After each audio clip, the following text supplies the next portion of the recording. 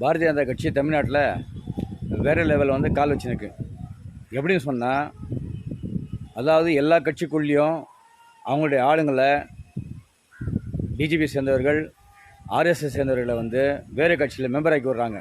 Member ஆக்கி அந்த கட்சியில் இந்த மாதிரி இணைய வச்சுட்டு அங்கே என்ன பண்ணுறாங்கன்னா ஒரு டாக் வைக்கிறாங்க. என்ன டாக்னா, அதாவது பிஜேபி வந்து ஜெயிக்கணும் அவசியம் இல்லை, ஆனால் வந்து திமுக தோக்கடிக்கணும், திமுக அரசை வீழ்த்தணும், அதிமுக உக்காரிச்சிடணும், விஜயை கொண்டு வந்து முதலமைச்சர் ஆக்கிடணும், அன்புமணி ராமதாஸ் கொண்டு வந்து பிரதமர் ஆக்கிடணுன்ற மாதிரிலாம் ஒரு டாக் பண்ணி குழப்பத்தை ஏற்படுத்துகிறாங்க.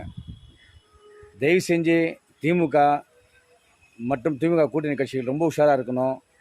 ஏன்னா இவங்களுடைய எண்ணமே என்னென்னா, மதவாதங்க கொண்டு வரணும், அடி தடி பிரச்சனை, தேவையில்லாத ரத்த ஓட்டமாக ஒன்றும் தமிழ்நாடு, அது அவங்களுடைய எண்ணம். அந்த எண்ணம் நிறைவேற சொன்னால் தயவு செஞ்சு கட்சியில் சேரவங்களை அவங்கள பின்பற்ற